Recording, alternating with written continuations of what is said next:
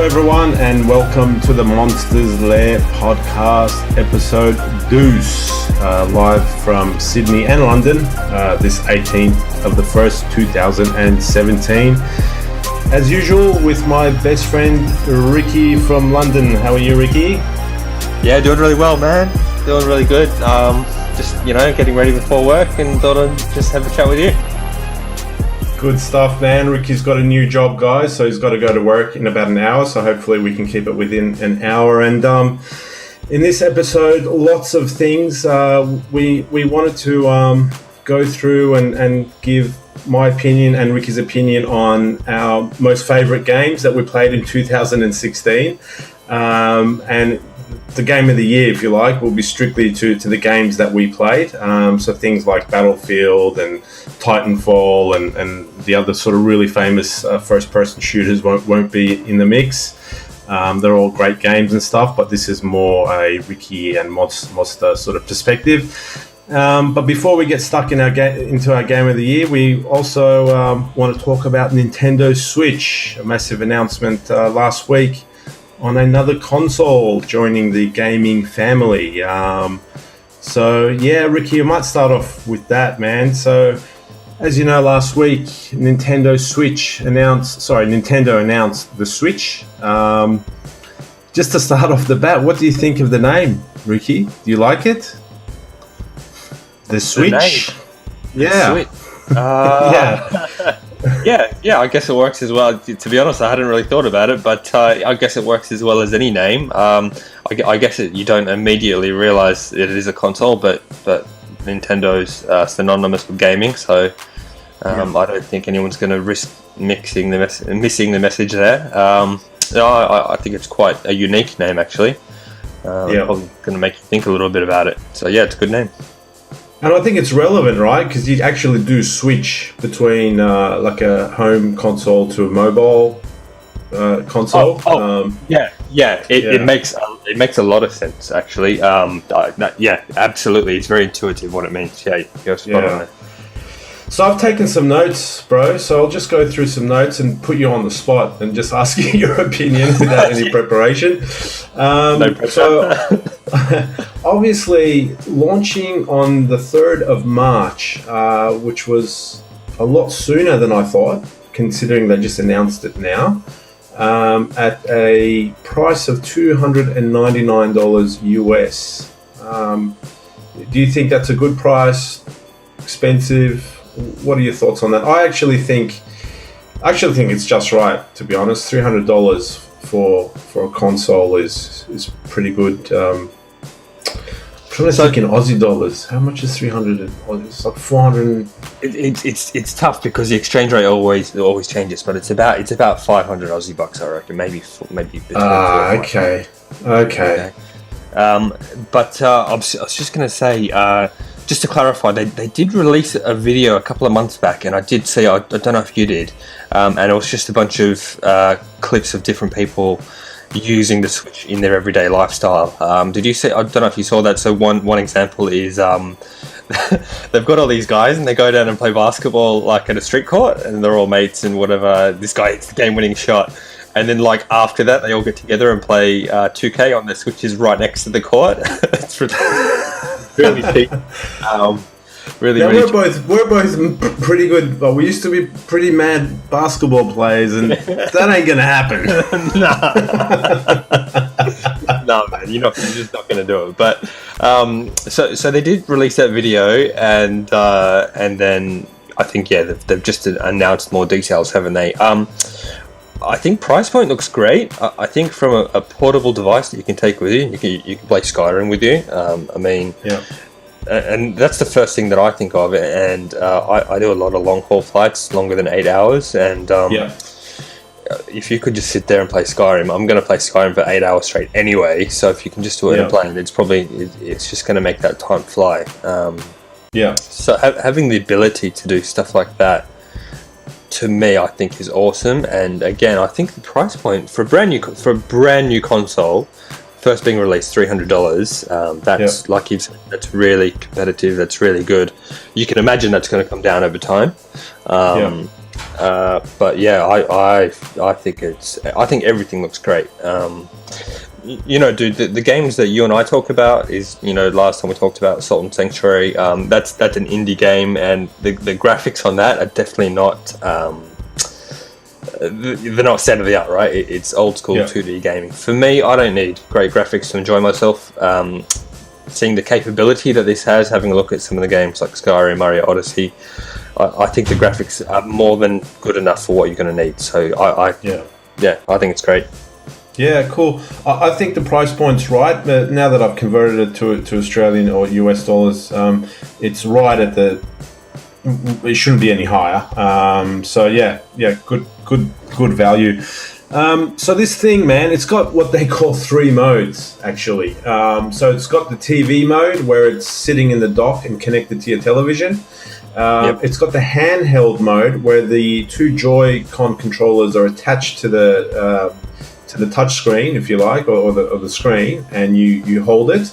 And then it's got a tabletop mode, which is where it's got a little kickstand, and you set that kickstand on a table and you detach the Joy-Con controllers and you play it that way with a friend or whatever. So it's got actually 3 modes that it switches in between. It's got touchscreen, which was a question that everyone, they didn't know if it was touchscreen or not.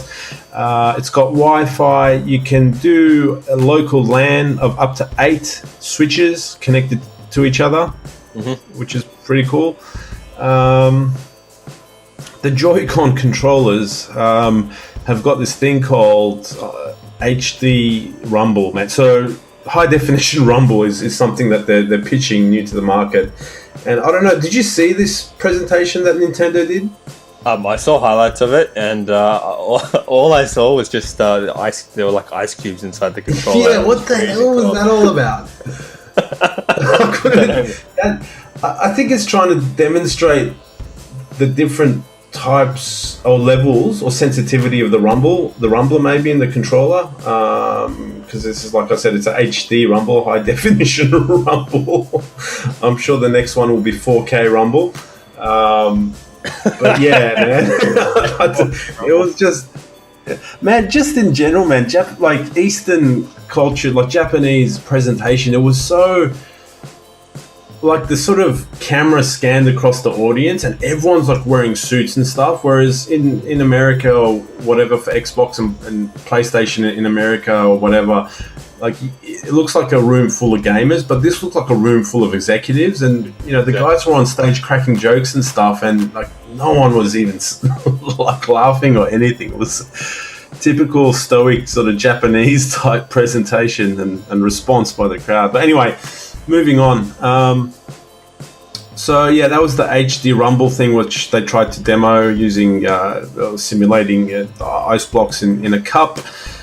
It's got an IR blaster on the Joy-Con controllers. I'll get into more detail about that IR blaster later. It's got NFC as well for emojis. Ricky, you can get those emoji figurines and use the Joy-Con controllers to scan it in. How does that work with NFC, but? So it's got an NFC chip in the Joy-Con controller. So you buy like a Darth Vader figurine, emoji, and you just bring it close to the Joy-Con controller, and it scans in your character for like Lego or whatever games use emojis. Okay, gotcha. So your game's got to be emoji friendly, obviously. Sure, and then they're imported into the game. Yeah. Oh, okay, that's pretty cool. Yeah, to sell a lot of merchandise. Also, if you look at if the Joy-Con controllers are too small, you can buy a normal controller called the Joy-Con Pro, which kind of looks like the Xbox One, the PlayStation controller. The controller buttons, so on the Joy-Con, there's a button on there which you can capture screenshots, and video is on the roadmap, right? Now this gets me into this conversation of, I don't know if you know, Ricky, but like Nintendo are really extremely protective of their license, like Mario Brothers and stuff. There's a lot of famous game reviews and Twitches and stuff, like Angry Joe and stuff, that try to review Mario games and they just get taken down off YouTube straight away because Nintendo don't want any images or videos that's not sort of authorized by them. Yeah, so again, I think that's just going back to what you were saying before. I think that's a very much a cultural thing. I understand Nintendo Japan are very much against it. They're not with the new school of streaming and Twitch and all that stuff. They're not fans. So yeah, I do know about that. Go on. Yeah. So for them to have this button which kind of captures and videos on the thing, I don't know, maybe that implies that finally they might catch up, that they might like let things go a bit and just relax about it all. I'm getting, that's what I get from that button being there. I didn't expect it to be there. Yeah. Because now anyone can get screen captures and stuff. I suppose it comes down to, once you've captured it on the Switch, what can you do with that screen with that screenshot? Can you, like on PlayStation, upload it to YouTube? And I suppose that they're questions that haven't been answered. So yeah, maybe they can see it as a way you can use it with your friends. Share it with you could share it with me or something. Maybe they're not so big on. Or maybe they've just I think they've redone the Nintendo Online gaming platform, and maybe they're just wanting to just share it on that. Yeah, that's probably something they would do. Or we'll have to wait and see, I guess. Keep it closed. So that'll be interesting, yeah. So I don't know if you saw the other demos, man. So the Switch allows like 2 players to play against each other while facing off. So the guy was like, you play with other players and you're staring at the screen, but Nintendo Switch allows you to stare at your opponent in the eyeball. And they had a demo of a gunslinging. So each guy has a Joy-Con controller in his hand. Yep. And you stand there and you do a gunslinging match, or you play ping pong together. So a bit of Nintendo Wii stuff in it, against each other and stuff. What are your thoughts on that? Is that dude? I saw the gunslinging video, and again, I thought it was very over the top and well done. So that that was pretty sick. Dude, Wii games, I've tried them. I don't rate them. If you go Wii bowling, I don't think anyone feels like you're actually bowling. If I don't know if you're like me, man, but I find that not trying to bowl, but trying to just move the controller in a weird motion, you're more likely to get the result you want, if that makes sense. For example, the Wii tennis game that I played way back when, no one actually hit the thing like there was a tennis racket, did they? They just flicked their wrists to hit the ball how they wanted to, and that's just I'm not a fan. I don't think it's going to be very engaging. I think you might play it for 5 minutes and then you're going to be like, okay, that's dumb. And then if you watch the official highlight, they were going through a range of activities, like who can answer the phone quicker, doing some sort of fashion show, 1-2 switch. I don't know, man. For me, the kind of games I like, I don't see a lot for it. Having said that, if I said to my missus, hey, do you want to play this game where we've got to answer the phone quicker, she'd probably friggin' love it. So but again, I reckon only for the first couple of times, and then she'll get over it. And then it's like, I'm done with this. So I'm with you, man. I think that I don't know, the whole Wii thing was so popular and it was like groundbreaking for its time, and I'm thinking, is this gonna like re-stimulate another kind of reaction that the Wii did? And my instincts are saying no. I think we're all a bit more accustomed. There's VR, there's motion controls, there was the Kinect, there was this and that. And I think that's just all saturated and people have moved on type thing. People evolve as well. So I'm with you, man. I think it's all sort of fun for the first couple of times, and then people won't be using that stuff much unless there's some really awesome. There was that boxing game. I don't know if you saw Arms. That looked pretty fun to me. Arms. Yeah, for a party thing. It was kind of like Rocket League fun type thing. You know what I mean? It was. That looked like a mix of like Street Fighter with some sort of random arms control like thing.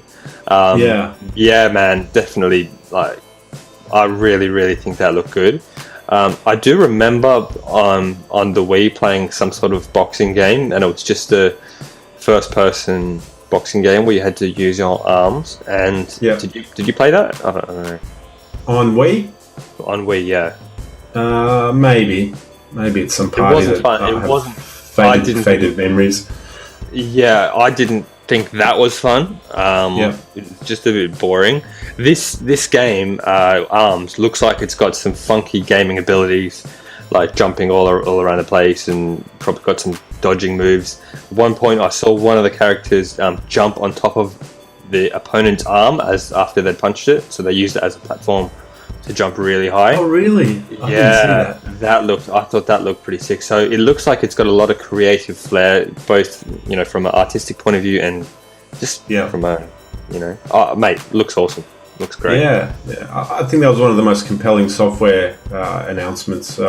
You could curve your punch as well just by rotating the control a little bit. You could definitely defend.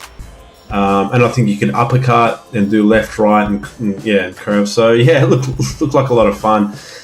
The only thing is, dude, I'm just throwing this out there. I'm not convinced that sitting there and throwing punches into the air for, let's say, a competition is 3 minutes, doing that at a highly vigorous level. I'm not convinced that's actually going to be fun. I think arms are probably going to get quite tired after not long. And I'm not on board with the whole Wii Fit thing. I think if you want to get exercise, go to the gym or go shoot some. Don't stay at home. I don't. Yeah, I'd have to try it, but I'm dubious. As though it does look awesome. Yeah. So battery life. They have quoted battery life to be anywhere from 2.5 hours to 6, Ricky. So, and this is a bit tricky. So the 2.5 hours, they quote unquote say like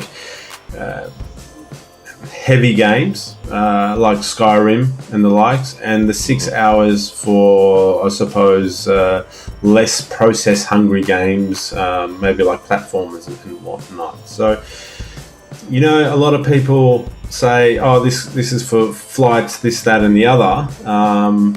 2.5 hours is not very long, but what I'm not clear on is if you can recharge it just using USB. I'm sure you can. What are your thoughts? It connects into USB-C. That's the input that charges the device.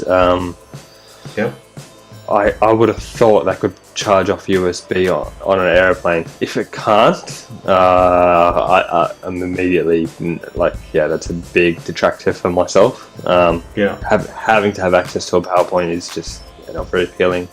And then like you anytime you went anywhere that you could actually use it, it'd die by the end of the trip. I don't know. Mate, did you ever see there's some old school Nintendo ad from like the 80s, and it's like a picture of this kid, and the tagline is like, Game Boy is so easy to take with you, and this kid's got the original Game Boy, but he's got every accessory that it comes with. So he's got like this backpack that he's wearing, and the backpack allows him to carry 5 games. And then he's got like a screen protector, so he's not going to drop his coffee onto it. And it's just got all this stuff. And he's got to carry like a whole backpack full just to carry his Game Boy around with it. And it kind of makes me think, are we going to have to carry like a friggin' backpack full of batteries just so we can keep this thing going? You know what I mean? Like, that's true, yeah. Great, man, awesome concept, but practically, is it going to work, or are we going to have to like become bodybuilders so we can carry carry a battery with us? Actually, you're right. I haven't seen the cases or what they look like. Are they like this little man bag that is separate to the other man bag that you're going to have in the airport, with Joy-Con controllers, the charger? I don't know. I don't even know if there's such a thing as a spare battery or whatever and whatnot. But yeah. How big is the man bag? Yeah, the Switch man bag. Yeah, I mean, what do you think? 2 hours, like practically in your lifestyle, what is that going to be good for you if you were going to take it somewhere? Well, Nintendo Switch is not for me. I'm not into. I'm not a mobile gamer, to be honest. But I'm just thinking if I was. I would be very disappointed because if I was a Switch guy, I'd be playing the, if you like, the processor hungry games more, like the Skyrims and stuff. So I would be definitely sitting at the 2.5 hour mark. Yeah. And I haven't researched this, but I'm sure you should be able to recharge it. But I think it's a little bit on the low side. I was hoping for more. I was hoping for 4 to 5 hours, no matter what the game type thing. So yeah, 2.5 hours is a bit on the low end for me. Yeah, I agree completely. Yeah. I want my laptop will do a much better job, and I can play some games on it, and some high end games if you like, and it's 4 or 5 hours on my laptop. So yeah. Yeah. All right, man. Let's get. Yep. It's much smaller than a laptop, though, right? It's smaller, so got to factor that in. Yeah. Absolutely. So, man, the big sort of question mark for me is in console mode, right? I get the whole in the airport and on the tabletop and stuff. And at home, though, man, like, is the backend? I have so many questions that they didn't answer in regards to the Nintendo backend, the actual Nintendo cloud, right? Right. Okay. Can I, like, at the moment, my PlayStation, dude, it's like almost become a hub. I almost use it as a voice, as my telephone line sometimes. I've got my brother, my cousin, I've got you, I've got all my good friends on it, and a lot of times I use it just as a voice service, right? Yeah. Is there voice? I don't know. Like I said, can you stream? We don't know. What software is available? What social kind of services are available? It's just a big, massive question mark that they didn't really answer in that 1 hour in that presentation.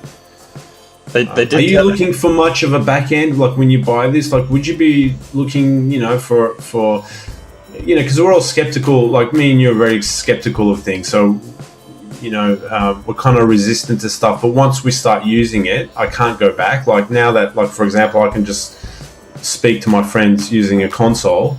I wouldn't want to replace it with something that can't do that. As an example. So, what are your thoughts, man, and expectations of the back end? Well, look, they've said that we're going to have to start paying for it as a subscription. That's right. So if that's the case, then you want to get value for money out of it. And if they're not going to have that kind of interaction, I think that's what are you going to pay for it? And then I think it'll become a ghost town. I think if they don't fully support it, I just don't see people seeing the value for money in it, and they'll go elsewhere. That's my thoughts. No, absolutely spot on. Yeah. I think I'm just looking through the points. I think that's about it, man. So I suppose the big one and the finale. Are you going to... Oh, no, actually, let's go through the software. So that was the main thing of Wii U, right? Was that it was this crazy, innovative console, but then no one made games for it. So I'll just go through this. We talked about ARMS, which looked like fun. They're releasing Splatoon 2. Which is apparently it's the game that sort of carries the Wii U platform, apparently. It's the Halo for Wii U, Splatoon. And the mother of all games that everyone is waiting for is Legend Zelda Breath of the Wild. That looked awesome. Did you see the Zelda release? Yeah, I saw the trailer for Zelda. I've never played a Zelda game before in my life, but that game looks phenomenal. It looks like it's got a really engaging storyline. The artwork is it's just great, really unique, and a colourful, playful Nintendo style, but it's also deep and interesting. I'm excited for that game. It looks phenomenal, and I guess everyone said that, haven't they? Yeah. I mean, I watched the trailer and I was getting a little bit emotional. I was like, geez, they've done a really good... Either this trailer's really good or the game's going to be pretty good as well. How familiar are you with the Zelda games? Not very. Yeah. Not very, yeah. All I know is every time they release one, everyone just loves them. So And looks sensational, that game. All my friends had Nintendos, Ricky, when I was younger. I was on Sega and PC when I was younger, so I missed out on like Mario and Zelda weren't my things, but I was surrounded by it when I went to my mates' houses and stuff. I'm in the same boat as you, dude. Yeah, definitely. Yeah. So another game that looked good as well, actually. Like, you know, you always kind of think, you know, new console, where are they going to take this Super Mario franchise? So they showed highlights from Super Mario Odyssey, and I'm not a big Super Mario guy, but I liked it. It looked good. It looked like a kind of adventure / sandbox type of game, where there were scenes of him actually using his hat as a mechanism, as a platform. He'd throw his hat out and he could jump onto it and jump up to a platform and stuff. Did you see that, Super Mario Odyssey? I did, man, and seeing Mario in New York City, I thought was just really cool. Something about it was like, you know, that's awesome. These guys, I don't know how they do it, but they always just seem to create an engaging world for Mario that just makes you want to pick it up and play it, right? And you've mentioned the hat feature, and that again just looks. I think it looks like it's going to open the world up for a lot of, you know, platforming fun. And dude, I think it looks another game that if I did get the Switch, definitely would buy it. Yeah, absolutely. I'd definitely get Super Mario Odyssey and Zelda Breath of the Wild. Like the day that I buy the Switch, if they're available, for sure. Yeah. Also, Xenoblade 2 was announced, and they showed scenes from that. Now, what they're saying is, 50 third-party companies are developing games, with apparently 80 games in production at the moment.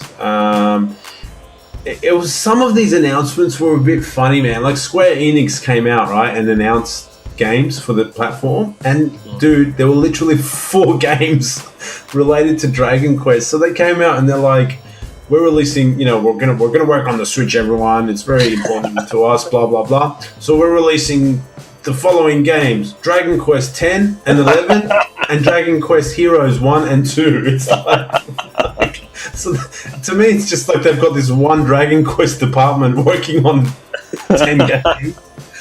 So yeah, like you know, the amount of software that's going to get developed for this platform is going to make or break it. So I was a bit like, is this the Wii U thing happening again? I have a gut feeling there'll be more people behind it, but it was just weird, quirky announcements, and yeah. And then Bethesda came out, I mean, and said Skyrim's coming, which is great, but it's a 5-year-old game.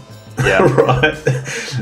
If they kind of said the next Fallout's going to be on it, or something like that, I would have gone, wow. But, you know, Todd Howard himself came and gave the speech. He doesn't usually do things without backing it up. He did say that Switch is very important to Bethesda, and they allow us to do different things and blah, blah, blah. So I'm going to give Toddy the benefit of the doubt. And then the funniest of all was Sega came and said the same thing, but didn't make any announcements. Did they just came on stage and said the Switch is very important to us, and then left.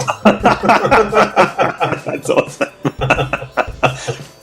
Well, just to back that up, I do know that they're developing. I don't think they're developing exclusives, but they're developing an old school Sonic the Hedgehog game. So it's cool. It's pretty much. Think of Sonic on your Mega Drive or your Genesis, and it's that, but in a new game. But I was a bit disappointed because they've gone back to the 16-bit graphics, and I thought they should have done, like, I don't know if you've seen like the HD Street Fighter that you can get these days, and I would have really liked it if they'd done a really, really high level of graphical quality. Same gameplay. This is the Sonic game you're talking about. Yeah. Okay, cool. I haven't seen it. I think it's called Sonic Mania. Yeah, it's called Sonic Mania. Right. And it's on all the platforms. But yeah. So that, I love Sonic. I think it's great. But Doesn't make me want to buy it because I just feel like they've used the same pixelized graphics, and I would have rather, like I said, a 2017 really high definition visuals. But I guess. But hey, man, at least the Switch battery will last like 10 hours playing that game. Yeah. That's true, man. You see everyone on the second leg of the trip. Everyone's just playing Sonic on their Switches on the airplane. Oh, were they? I didn't see that. No, I'm just saying that's the future. Like the conserve battery because they're out of battery. That'd be awesome. The guy next to you, like, he's playing Sonic, and he turns to you, and he's like, "I'm not even a Sonic guy," and he goes back to his playing. well, dude, that's you said that you said that third party is going to make or break the game. How many make or break the console, and how many developers will support it? But 50 games on release or in development doesn't mean today what it did 2 generations ago. What I mean by that is 2 generations ago, if someone said that 80 games. If someone said that, you would assume that they're all AAA state-of-the-art kind of games with very high in depth. I'm guessing and imagining that a lot of these 80 games are going to be your $5 or your $10 indie games that are 2D side-scrolling platformers, which are great. I said I like those kind of games, but it's not the same as 80 full-fledged game. I want to know how many of those games are AAA titles, and how many of those games are just spend a couple of bucks and get a couple of hours of fun. Good point, actually. Like, I'm actually intrigued to know what Nintendo is doing about the indie market segment. Like Sony went out of their way to engage the smaller developers and work with them while they were building the PlayStation. Yeah. And I think I can see the sort of fruits of their work, man. Like on the PlayStation Network, there's a lot of crap games as well, mind you. But there's a pretty good selection of indie games that you can get for 15 Australian, 20 Australian, and whatnot. So, do you think Nintendo will, like, to me, Nintendo's like Apple, man, like this closed, licensed, inflexible company. Mm-hmm. So I'm a bit confused. They said 80 games, but I don't know. Will they be little indie games that Jack and Jill made in their garage? I just don't know. You know what I mean? Like, Nintendo's so stringent about things. But I just don't know. I'm just looking at a list of games that have been announced for the platform. Yeah. All of the pretty much, I'm going to say 9 out of 10 developers I have heard of: Ubisoft, Sega, Nintendo, Koei, Square Enix. Okay. There's a couple of little ones like Hamster Corporation. Never heard of them. They're making Arcade Archives. That's probably going to be all arcade games. Yep. 80s games, 90s games. So that's what I mean. They're all Dungeon developers. Dungeon of Tsar is a developer making a game called Dungeon of Tsar. And that's it.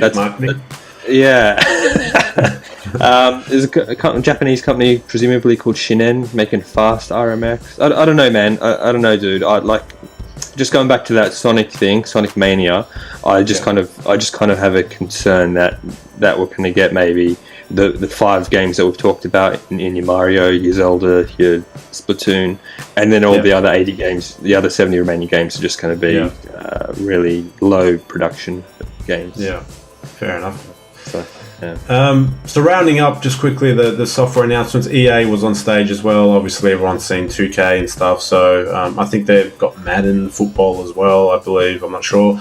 That rounds up the announcements.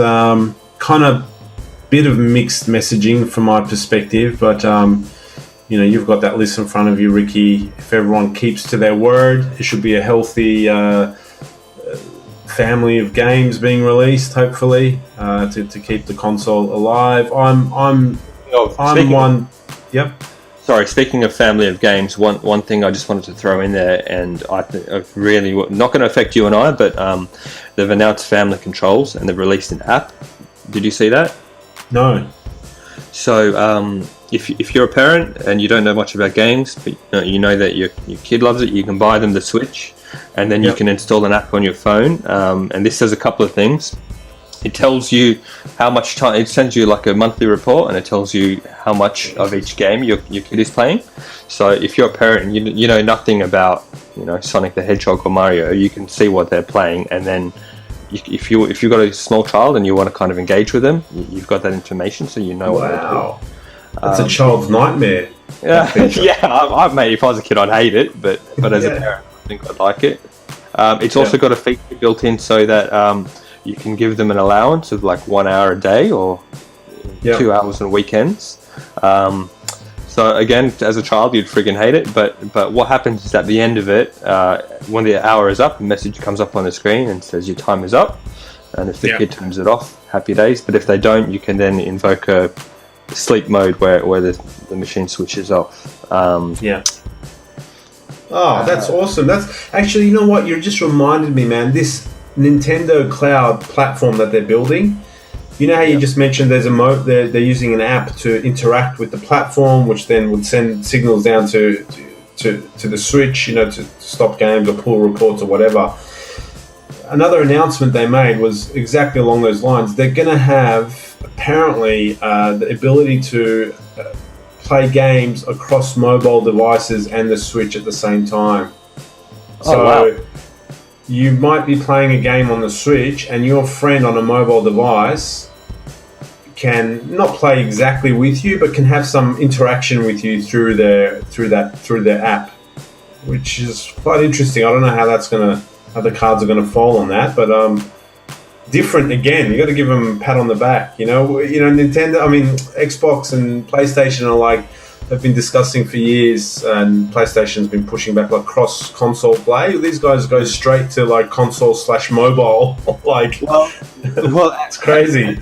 As awesome as that does sound, I do remember when the PlayStation 4 was announced, they actually announced that same feature as well. And in fact, I remember seeing. Do you know that Ubisoft game, The Division, where it's set in New York and it's a post-apocalyptic world? When that game was announced, dude, they announced a feature where you could log in with your iPad, and your iPad would be a drone. So if you've got and then you could be walking around, get your iPad out, and you control this drone, and you'd fly around the corner and see what's around the corner in your game. And that never happened, dude. That never came to fruition. So surprise. So it's good to hear the announcement of it. Okay, let's see how it's going to work. And the great thing about Nintendo is when they make an announcement like that, usually they back it up with their own first-party games. Then how are the third-party developers going to? They set the example. Yeah. Cool, man. So let's wrap this up and move on to our game of the year. Big question, Ricky. Are you getting one? Yes or no? If I was going to get one, not at launch. I'd probably wait and see what games are coming down the line. If I could find out that you could charge it via USB and I could take it on a plane and just zone out for 5 hours or 10 hours, that would be a massive plus, and I think I could be persuaded. Yeah. Awesome. You? I'm probably not going to get one. Like I said, I'm not a massive mobile gamer. I sit in my leather lounge with my PS4 and sit on my ass and game. I don't have a requirement for the Wii type gaming with the motion controls either. So I'm just not in the right marketplace, but I hope it does well, man. I'm for all things gaming, and the healthier the gaming industry is, the better. So I hope it kicks ass. And the industry needs more than just Microsoft and Sony and PCs. A rich Nintendo ecosystem is good for all. So I hope it kicks ass. So yeah. Cool. All right, guys. Time for our 2016 Games of the Year.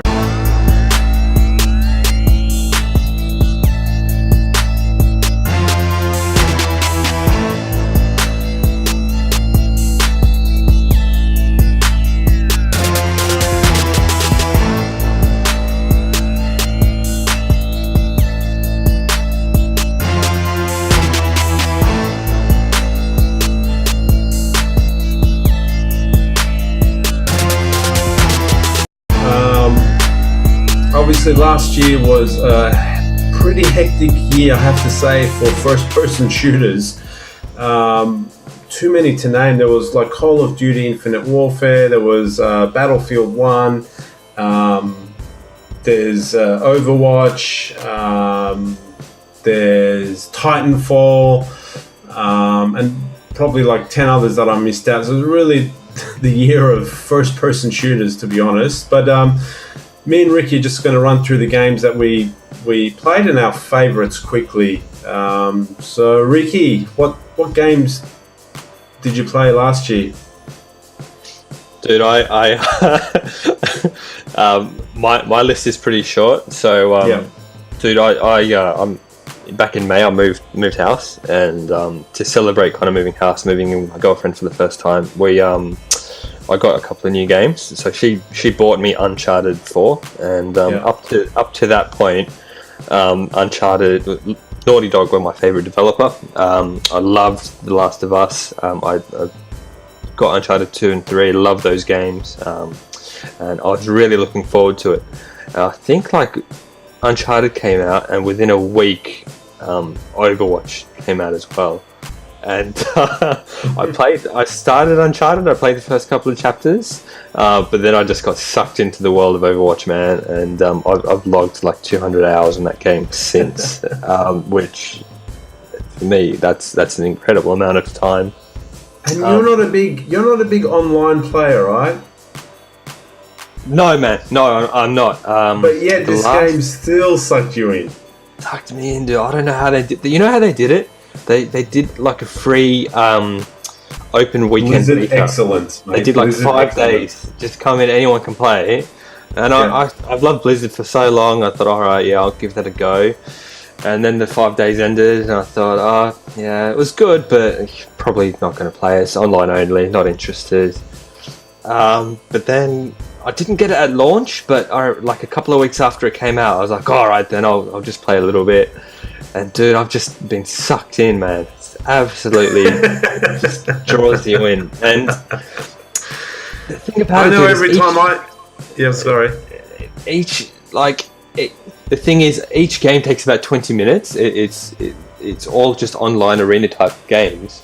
So even if you've got a little bit of time, you can be, I'll just play one game. And then you play that one game, and you either you do really well, and you're like, I'm on a streak here, I can't give up now, so you play another one, or you play really badly and you're like, I can't stop on that, you know, I can't let that be my game for today. So then you're like, alright, I've got to play one more, and then like probably you're going to win one, lose one, and then you're like, well, I can't, like, you know, that's you're not a stuck in that perpetual state. There's no way out. Exactly. You want a result for winning for the day or losing it, so you play one more, and then before you know it, you've got like twisties and cheeses all around you, cans of Coke empty. You've been playing all day. You know. Yeah, you're like, what have I accomplished today? Yeah, man. Sorry, I just went on a bit of a tangent there, but dude, it's an absolutely phenomenal game. The thing about it is there's 20 plus characters, and each character is so unique, and you can play a different role. So it just feels like as soon as you're getting settled into one hero and you're getting a bit bored of that, you can just up and switch and play a different part of the battlefield with a completely different strategy and dynamic. Yeah. Now, you know what's crazy? Like, I haven't played it. I've watched you a little bit on Twitch, and I've watched some footage. But this game, like, Blizzard have hit the nail so hard on the head that this game, correct me if I'm wrong, I could be getting this absolutely wrong. So there's no progression, or is there? Is there like levels and upgrading weapons and stuff, or is all the rewards just aesthetical stuff like clothes and looks and appearance stuff? Am I right or wrong? You're absolutely right. It's all aesthetic, and that's really good for me. If it was not like that, I wouldn't be interested. And let me just go into that. So, like, I remember I love Blizzard, so I remember when it came out, I played World of Warcraft, and I enjoyed that at first. But then after playing that game, I remember going into the PvP arena, and I realized that I was getting my ass kicked, and I teamed up with these other guys, and they were awesome. And I said to them, like, gee, you guys are really good at this game. Like, you know, tell me a bit about yourself. And it was like, oh, I'm 11 years old, you know, just like something. And he just had stacks of free time because he just went to school, came home and played World of Warcraft. And he got the best gear, and because he had the best gear, he was like, I could just never compete with him. So I don't like games where you play and you get new gear and then you get better. When it comes to multiplayer, anyway. With Overwatch, everything you get is aesthetic. So your favorite character, you'll get like a new costume for them, so they wear new clothes. And at first I thought, like, that's really lame. Like, I'm not interested in that. And I'm probably still not heaps interested in it, but I've got to say, if you get that new skin you've been waiting for, so the way it works is you get experience for every game played, and then you level up, and when you level up you get a box, and inside that box is like 4 random items, and it could be a new voice line, it could be a new skin. It sounds so lame, and it probably is really lame, but at the same time, if you're playing a character like I have for like 100 hours and you get a new skin or something. I just think, as an outsider coming in, the fact that this game doesn't have that progression hook, you know, like one more game, I'll get a little bit better. One more game, I'll get a little bit better. I'll get +1 to my strength. I get, you know, that weapon. I just think that's a testament to the actual design of the gameplay as well.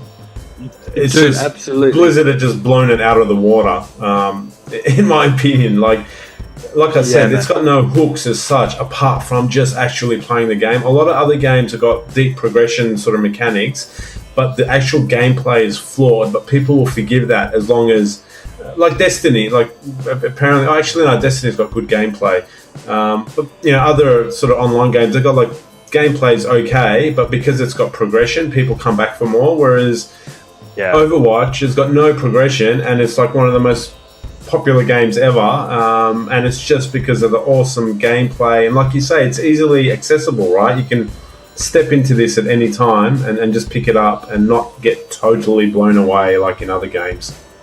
And dude, just something about it that you don't realize, but the maps, there's a finite amount of maps. I think it's like around 10 maps, which doesn't seem like a lot, but the more you get to know the maps, the more little secret tricks there are if you're character X. For example, I was just watching a video on YouTube. This guy plays this ninja who can climb walls called Genji. And he was showing, like, you can climb up this wall and there's a tiny little platform above the doorway.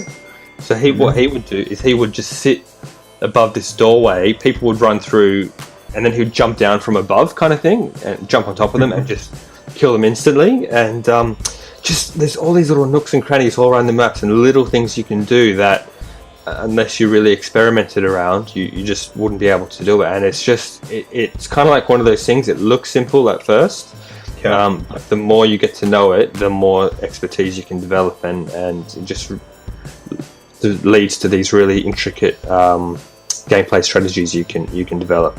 It's just sick. Overwatch Game of the Year for Ricky. Yeah, definitely, without a doubt. Interesting to see what happens this year, Ricky. What Game of the Year? It can't be Overwatch. Overwatch DLC or something. Don't laugh, man. I remember reading this article, Witcher 3, right? Witcher 3's got some of the best DLC, man, that I've ever played. And some guy, they interviewed this guy and they're like, what's your Game of the Year? And he's like, can we give DLC's Game of the Year? Because the new Witcher DLC needs to get Game of the Year again. Yeah. Man, Witcher kicked it out of the park, didn't they, with that game? Yeah. Yeah. I mean, the DLC I'm talking about, it's called Blood and Wine. And I liked it almost better than the main quest. It was awesome. Really? That's how good it was. Yeah. Highly recommend it. Yep. Any sort of runner-ups? Did you finish Uncharted 4? Would you give that silver medal just quickly? Yeah, dude, I would give Uncharted's a good game. I did finish it, really enjoyed it, and dude, I've got to say, with Uncharted, everyone, the game is called A Thief's End. And they've always said, you know, this is our way to say goodbye to the Nathan Drake, the main character. Yeah. And I just spoilers if anyone's not played it through. Spoilers, everyone. Yep. I just assumed he was going to get killed at the end. Yeah. The name of the game, The Thief's End, plus Yeah. just this whole rhetoric, this whole story with his brother building up. I thought, obviously, he turned his back on his brother, left him in prison for 20 years or whatever. I thought at the end his brother was going to betray him and shoot him in the back or something, or leave him to die. And when he didn't die, I kind of thought, oh, this is a bit anticlimactic for me. Don't get me wrong, I still loved it, and I think it was the right ending for the game, the way that it was done. I think it was probably as good as it could have been. But it's just funny when you go into something with a particular expectation. What did you think, dude, of Uncharted? Well, that leads me to my favourite game of the year, right? So, the top 3 games, Ricky, are Uncharted 4 for me, Doom, released by id Software, and Dishonored 2. They're my top 3 games, and I have to give it to Uncharted 4. Really? Yeah. Doom, my God, Doom, dude, was like an old school Doom. There was no taking cover. It was totally fast paced and just moving forward, like the original Doom. And there was moments in that game where if you guys were like videoing me, you'd kill like 10 demons in a row, like just doing this most brutal, violent combos, and there'll be moments in the game where you get it right and you like kill 10 of them in a row, and I just giggle like a little girl. Just because it felt awesome, yeah? It felt awesome. It felt... I had, like, emotional feelings of, quick gameplay stuff in that game, like, exceeded any other gameplay. Like, when it came to just hardcore gameplay, it just made me giggle like a little girl. There's moments of giggling all the time, and there was nothing funny happening on the screen at all. It was like ripping a demon's head off and then chopping another one off and ripping the heart out of the other one, but it all just so smooth. Some of the best gameplay I've ever experienced. So it's got a good pace to it, yeah. It's high octane, lots going on, and yeah. Super fast paced. It's like Overwatch type pace when I watch you guys play, except obviously in single player. So you kill, like, if you get it right, you can kill like 10 guys just one after another, and then you just the hair on your neck just stands up on end, and you just giggle like a little evil gremlin. You're like. So how does Doom compare to like original Doom or Doom 2 or like those classic games? Is it pretty much the same gameplay with really super advanced graphics and sound and all that stuff, or is it like, is there more of a story behind it, or is the story just No, the story's you're in hell and you need to kill Satan or something, so you go to Mars. So you're on a space station. Very simple story. Yeah, the story's the same as Doom. You're in hell and you got to kill demons, and it's corny. Like, I don't know if you know, Matt, but like Doom's, in the 80s and 90s, there was this culture of like corny kind of heroism, like Rambo and Arnold Schwarzenegger and Steven Seagal and Van Damme, that type of thing. Yeah. So that's where the Doom hero is built from. So like there are scenes where he's dying, and as he's dying, he gives himself you see his thumb. He gives himself the thumbs up as he's like dying. He's like so cool. He's like, yeah, thumbs up as he's like getting his guts ripped apart. So it's kind of satirizes that culture. Awesome. Yeah, I love Doom, I have to say. Dishonored 2, awesome, unique IP, amazing level design, crazy world. Awesome storyline. You can play the game with 2 different characters. Heavily into stealth. Loved it. But mate, it just crashed on me like 4 or 5 times. I wanted to start it again and play with the other character, Corvo. As soon as I started it, it crashed, and I just kind of went, I've had enough of this crashing business. So technically it kind of let me down a bit. So Uncharted 4 is my game of the year, guys. I was new to Uncharted, and I just think it was the best game to step into Uncharted for me, because it really fleshed out Nathan Drake as a character and his relationship with his brother, and also the ending of Nathan Drake all in one game is like the best game to pick up Uncharted. And people might disagree because I haven't played the other Uncharted, but I just think the whole finality of it all, and also the fleshing out of the main character at the same time, as opposed to maybe the other Uncharted, which is just on a quest or whatever. Yep. Was a good one hit. If you're going to take one hit of Uncharted, I don't know, Ricky, you've played more. I reckon that's the one. But, you know, forgetting about gameplay and stuff, just for the story's sake, I think that's the one to play. Dude, Uncharted. So I've played 2 others in the series. Haven't played them all. I really liked it. But let me ask you this: what do you think is the most memorable moment in the game? For me, the one memorable moment was they're kind of two. One's storyline based and one's location based. Ricky. Okay. So, for me, finding the pirate colony on that island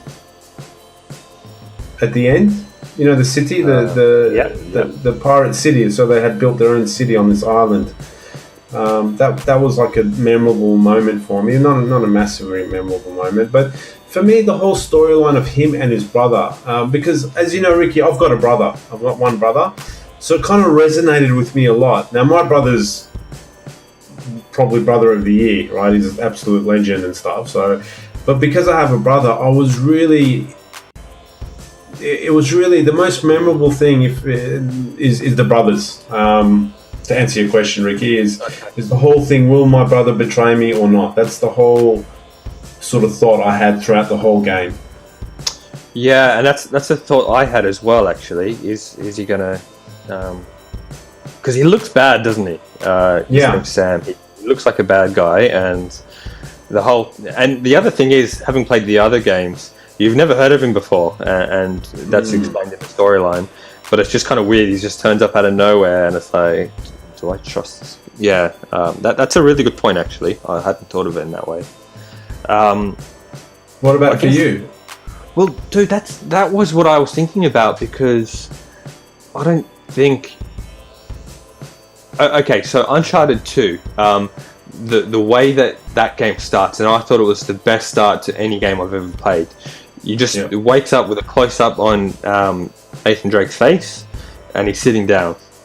But then it kind of zooms out, and you can see he's sitting on a train, and it zooms out a little more, and you can see that he's actually hanging off a cliff. The whole carriage is hanging off a cliff, and he's only being held into his chair by, like, I don't know, his seatbelt or something. So that's the way the game starts, and then, like, in typical Uncharted fashion, you've got to climb your way all the way up the carriage, around the platform. It's falling apart all around you, and then of course you just jump off onto the cliff face, and the train falls down into the, off the cliff, and you survive. And dude, for me, that was just such a great action moment, and I freaking loved it. And later on in Uncharted 2, again with trains, you kind of have this whole classic kind of 80s or 90s action sequence where you start at the back of the train, it's moving. You've got to fight your way all the way to the front, dispatching guys, all along the way. You finally get to the front of the train, and then like a friggin' helicopter pops out of nowhere, and you've got to shoot that with an RPG, and then like the whole thing just kind of blows up altogether, and you survive by 2 inches of your life or whatever. That's what I heard, that Uncharted 4 doesn't have the huge action set pieces that the other Uncharted yeah, man. And then Uncharted 3 was even better, dude. Uncharted 3 was just like you're heading along in this airplane, and then like the plane's about to blow up or crash, so you've just got to jump out with no parachute, and you just jump into like the sky, and that's how the trailer ended. And you're just like, how's he going to survive this one? And it's just sick, man. And that obviously was the moment from that game. And as you've said, dude, I don't feel like Uncharted 4 had a massive set. Yeah. You know, a massive sequence, and for me, that's what the Uncharted game is about, and that's what I'm kind of looking for. Yeah. Well, there you go. I was new to it, and you know, my two examples was, one was an emotional story thing, and the other one was just like a setting of a you know, small village somewhere. So there's no action. It's funny that you're spot on. Yeah, and so for that reason, I didn't feel it was the epitome of what the Uncharted series is about. And I just wish they had some sort of crazy sequence or something. I think the one bit is the rope mechanic is brand new to the series. So there's a sequence where like you're hanging off a rope along the side of a bridge, and you're just kind of being dragged through the air, and you've got to dodge like the pillars and whatnot. That was probably the bit, but so I really liked the game. Thought it was really good. I think the storyline and the character development was probably, like you've said, better than what they've done in the past. Having said that, I felt it was maybe a little bit of a too serious and heavy undertone compared with Uncharted. Uncharted is like Indiana Jones, right? Like, you're not meant to care too much about anything, but that's for me.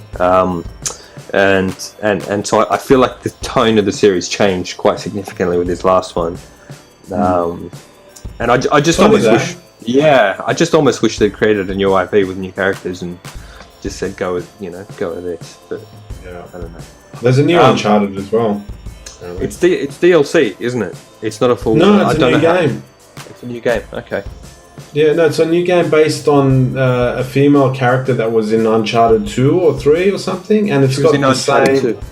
And it's got the same evil lady in Uncharted 4 as a secondary character. Yeah, and dude, that looks sick. I've seen the trailer. She does some lock picking, Chloe. She was a really good character in Uncharted 2. I really liked her. And you know, it looks like I don't know if you noticed this, dude. It's quite a subtle change, but when you've seen the gameplay trailer, I assume. Yeah. When she's walking through that city, it's a very close in camera. Like, if you compare that to Drake, it's much more zoomed out, and he's got a much bigger field of vision. So I think this is going to be a much slower paced game, and it's going to be more intimate. It's going to have more closed in sort of scenes. I see what you mean. And it's going to be a different take on the series, and I think it's going to be great, fresh blood into the series, which would be really good. Do you reckon they'll ever do a game on Nathan Drake's daughter? Because they finished on that in Uncharted 4, and she seemed like she had the adventuring spirit in her. It did leave it open to that, didn't it? It definitely makes you question. Obviously, both her parents are quite adventurous. Yeah, man, absolutely. Yeah. Cool. All right, we might wrap it up, Ricky. Let you go to work so you don't lose your job. Guys, so our game of the year for 2016 is Overwatch, and for me it was Uncharted 4. Everyone, thanks for listening in. Until next time.